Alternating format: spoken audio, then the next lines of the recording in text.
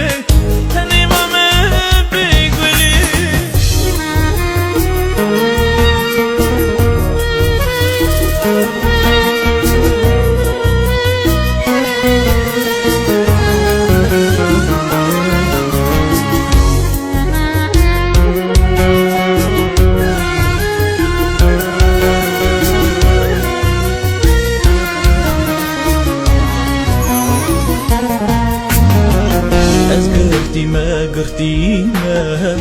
حبسي دارون شدينا دنجي تتي قهين خديش يا سوجينا أزقرتي ما قرتينا حبسي دارون شدينا قبات بي بيرام يلو چوه حالين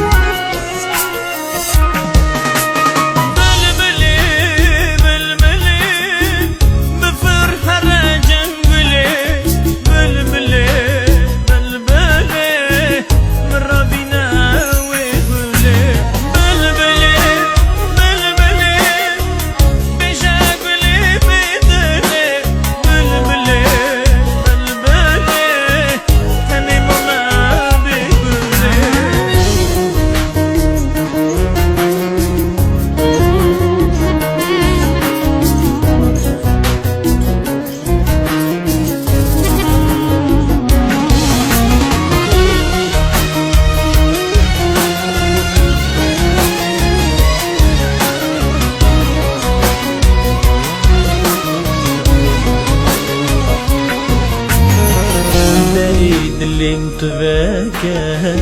تدا دردو قولك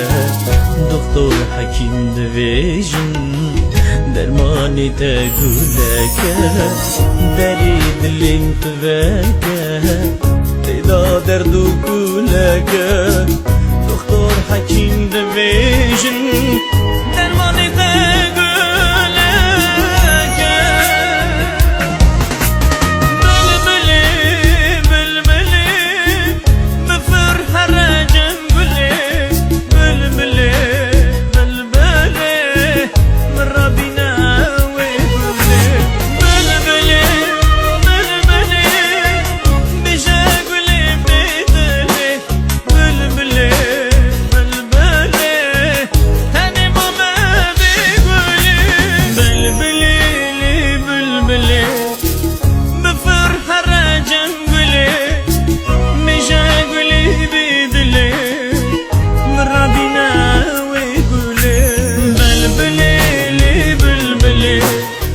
فرحة جنبلي